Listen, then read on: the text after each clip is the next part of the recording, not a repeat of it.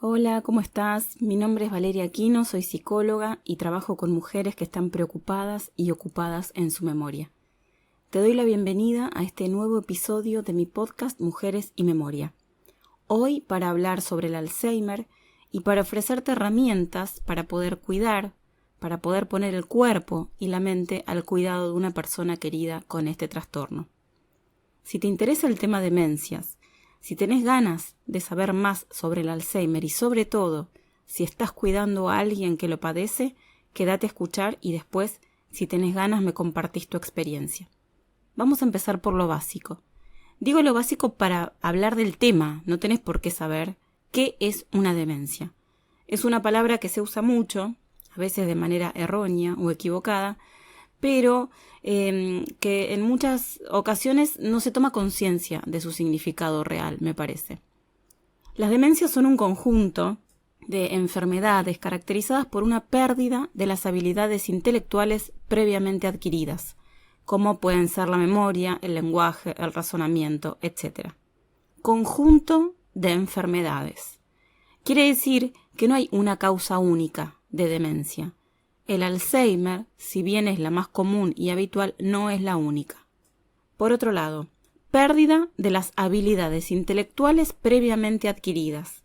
Esto significa que antes de presentar la demencia, la persona contaba con estas habilidades. Tenía buen funcionamiento de su memoria, un razonamiento adecuado, utilizaba de manera correcta el lenguaje. Las demencias están asociadas también a trastornos emocionales y de la conducta. A veces la persona puede volverse agresiva, quizás tenga dificultades para dormir normalmente, a veces hay alucinaciones, creencias falsas o pérdida de la iniciativa, para mencionar solo algunos.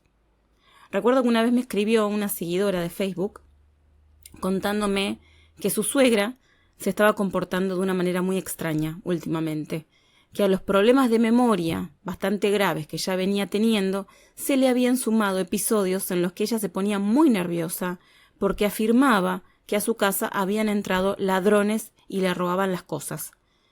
Esto es porque no las encontraba, las cosas, ¿no?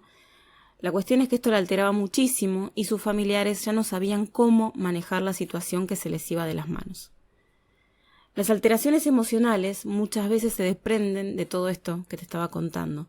No es poco habitual que al comienzo de un trastorno neurocognitivo aparezcan síntomas de depresión, por ejemplo.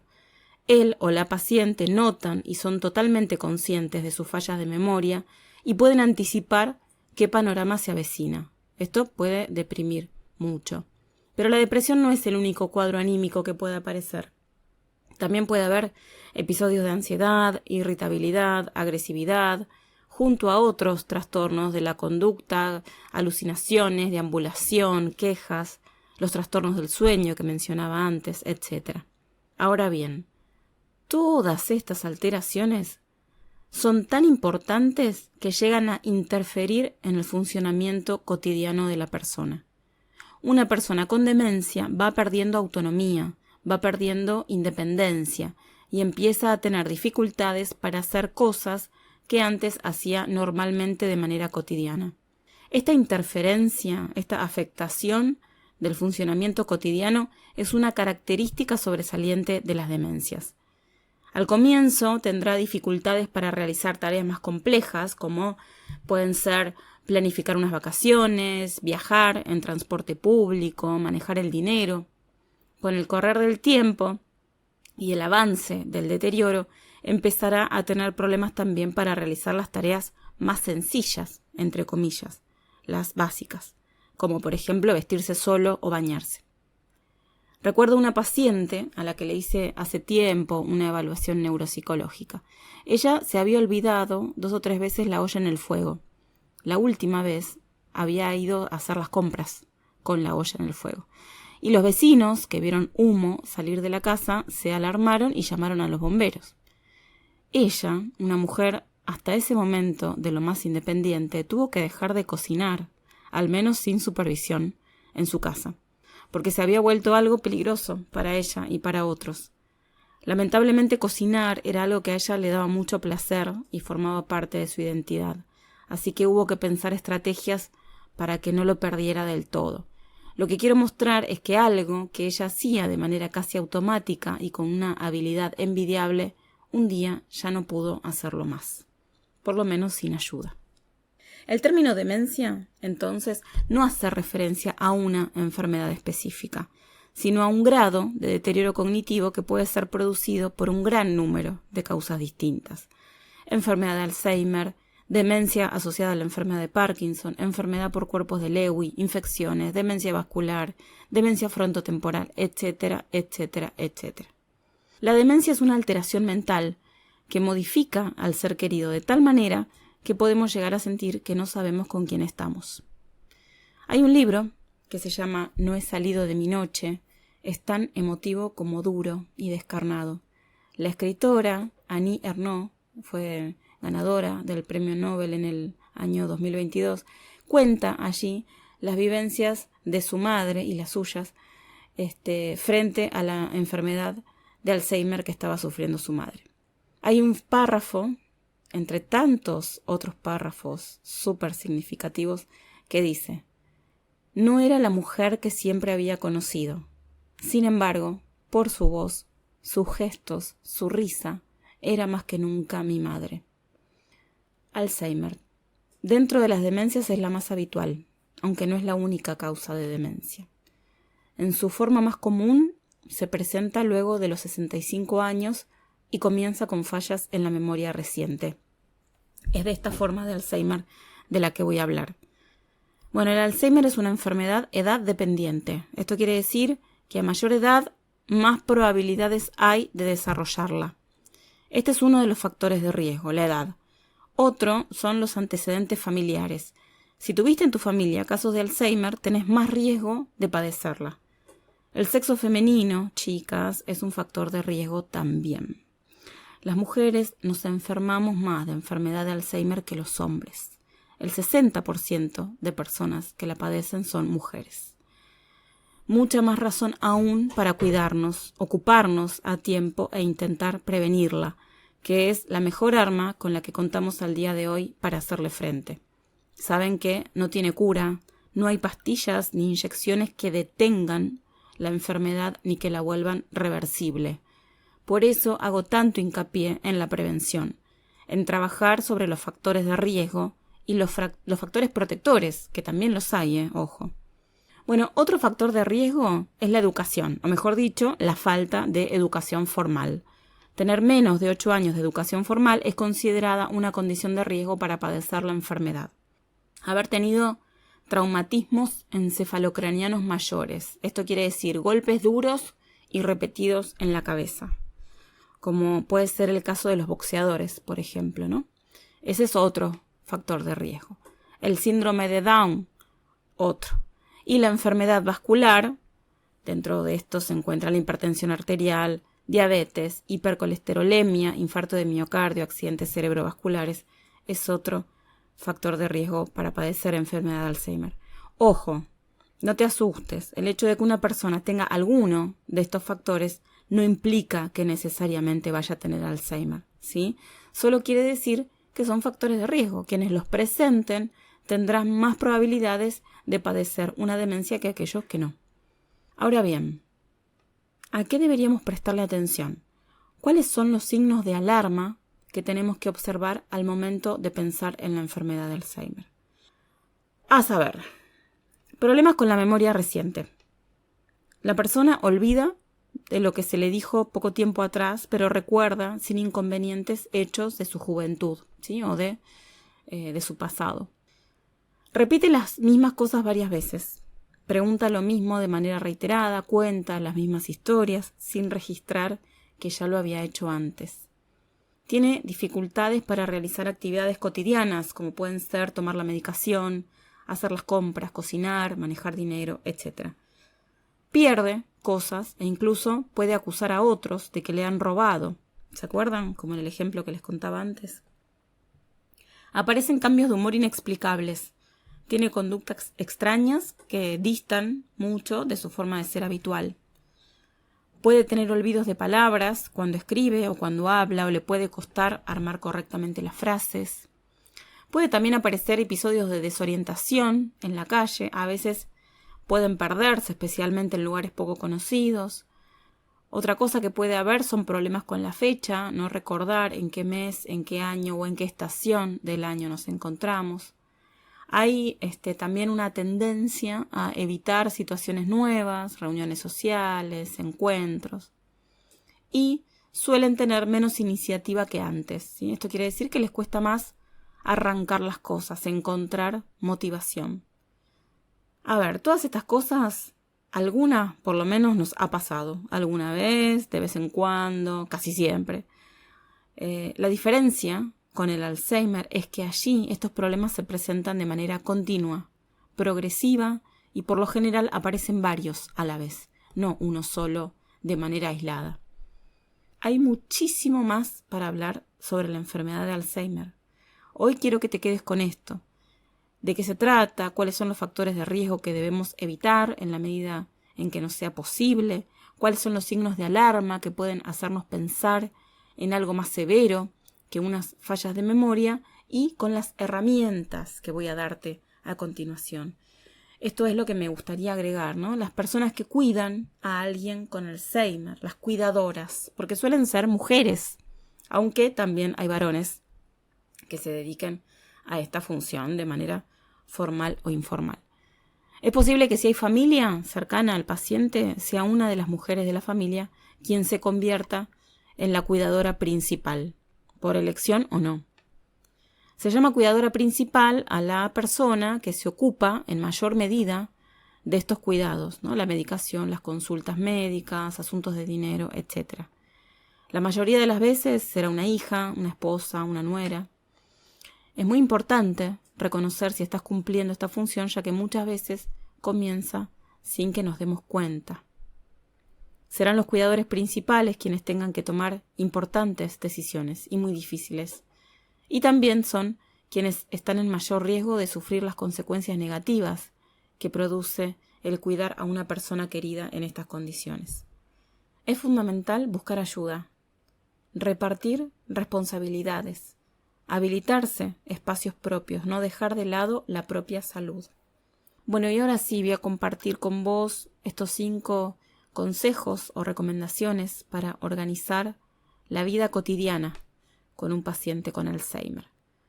La vida cotidiana con un ser querido con demencia cambia muchísimo para todos. Entonces se hace muy importante poder establecer rutinas, porque al paciente le va a costar mucho adaptarse a situaciones nuevas. Habrá que prever situaciones, tomar decisiones anticipadas y tener ciertos cuidados fundamentales. Así que en primer lugar, para organizar la vida cotidiana será muy útil organizar un cronograma de las actividades diarias del paciente. Este cronograma deberá ser visible, estar a la vista de todos los miembros de la familia y aquellos que lo cuiden. Es importantísimo respetarlo. Las cosas deben realizarse en el mejor de los casos de una manera que sea rutinaria, siempre al mismo ritmo, sin sobresaltos y que se conviertan en algo que el paciente pueda prever, que no se vea sorprendido por las cosas que van sucediendo. Así se va a consignar en el cronograma qué medicación toma, en qué horarios, los horarios de sus comidas, el ejercicio diario, los horarios del baño y todas las actividades que haga de manera cotidiana. Bueno, como segunda recomendación, usar un almanaque grande y un reloj con números bien visibles. La persona con demencia suele perder la noción del tiempo. Entonces, está bueno también conversar acerca del día, acerca del mes, acerca de la estación del año, ¿no? Como ponerlo en contexto de en qué día de la semana estamos, qué fecha es, en qué año. Si tiene una ventana en su cuarto o en la casa, mucho mejor para que se oriente también con respecto al momento del día en que se encuentra, el clima, ¿no? Si hay viento, si los árboles tienen flores, hojas verdes, hojas marroncitas que se están cayendo, ¿no? Para que se vaya dando una idea también de la época, del año en la que está. Esto de tener un almanaque y un reloj me parece muy importante para una persona con demencia, pero no solamente para una persona con demencia, ¿sí? Yo lo recomiendo siempre, especialmente en personas que están comenzando a tener fallas de memoria o que sienten que su cabeza ya no está funcionando como antes. Hacelo y vas a ver la diferencia. Bueno, como tercer consejo, yo diría que hay que evitar mover muebles y objetos de su lugar. Recordar que los pacientes con Alzheimer tienen dificultades para adaptarse a los cambios y les favorece lo conocido, lo rutinario. Puede ser un factor muy estresante que las cosas cambien a su alrededor. Así que no hacerlo excepto que sea estrictamente necesario, ¿no? Eso también va a evitar golpes y caídas, tropezones, etc. Bueno, cuarto consejo.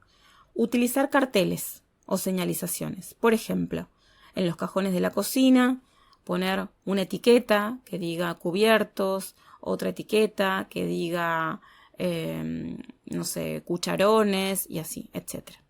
En el placard, una etiqueta en el cajón de las remeras, una etiqueta en el cajón de la ropa interior, ¿sí? Una etiqueta en el sector de los pantalones, por ejemplo. En los cuartos de la casa incluso se pueden poner carteles en la puerta, ¿no? El cartel que diga baño, un cartel que diga cocina, un cartel que diga este es el cuarto de fulano. Esto facilita el reconocimiento de los lugares y espacios y le va a hacer muy bien al paciente, ¿sí? Va a favorecer a su orientación.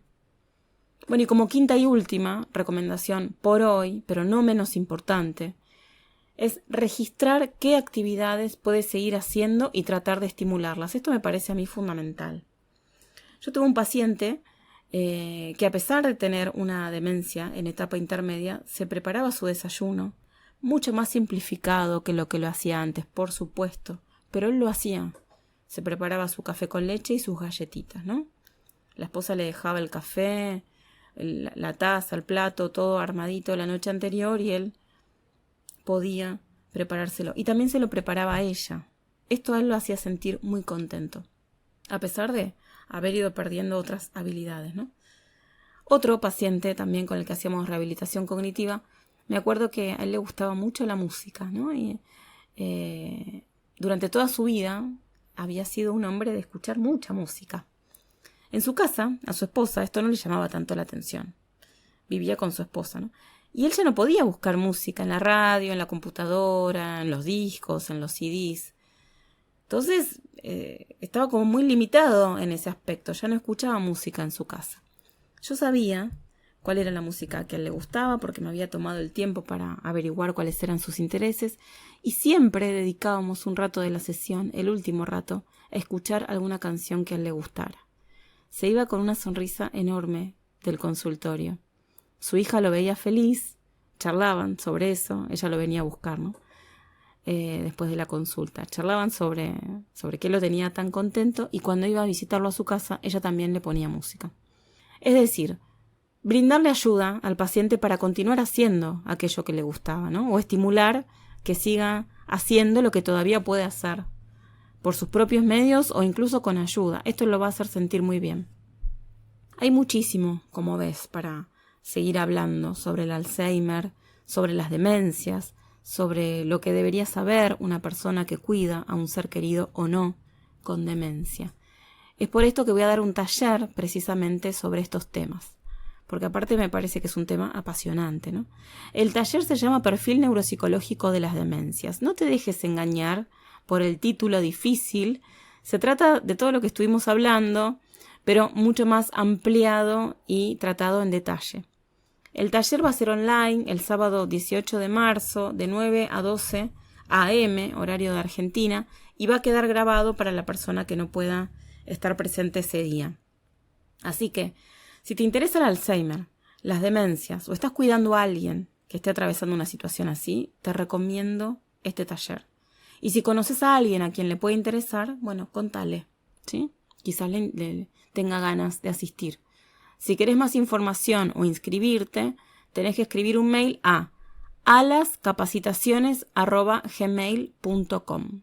Allí te van a dar toda la información. Bueno, te mando un fuerte abrazo. Gracias por estar ahí, escuchándome. Me encantaría saber de vos, me encantaría que en comentarios me dejaras tu experiencia o qué te pareció el episodio, que le des me gusta a este video si me estás escuchando por YouTube y que te suscribas a mi canal de YouTube para recibir alertas cada vez que publico un nuevo episodio de mi podcast.